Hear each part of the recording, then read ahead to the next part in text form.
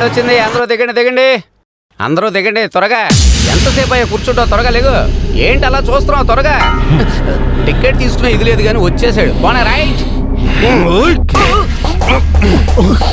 వాళ్ళు వదలండి, దయచేసి కొట్టద్దు.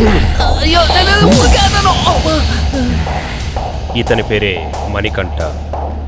ఒక లోకల్ పొలిటికల్ పార్టీ అధ్యక్షుడి యొక్క అన్ని సీక్రెట్లు తెలిసిన వాడే ఈ మణికంఠ.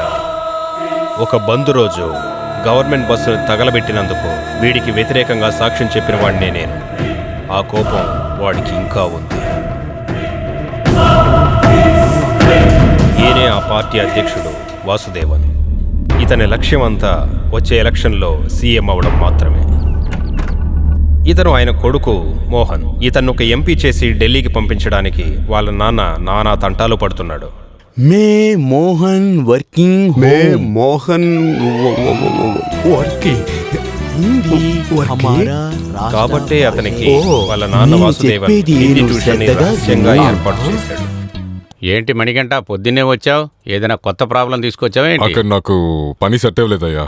ఆ చోట్లో ఎక్కువ ప్రాబ్లమ్స్ అయ్యా. అవునవును, పని చేసేటప్పుడు మందు కొట్టకూడదన్నాం, అది ఇతనికి నచ్చలేదు.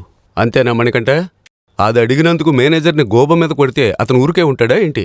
అందుకే పని పోయి ఇక్కడికి వచ్చాడు. నువ్వు వెళ్ళిన చోట్లల్లా ఇలా చేస్తుంటే ఏం చేయాలరా మణికంఠ? నువ్వు అక్కడ పని చేయకపోయినా నీకు జీతం ఇచ్చారు కదా. నాకు ఇంకెక్కడన్నా పని ఇవ్వండి.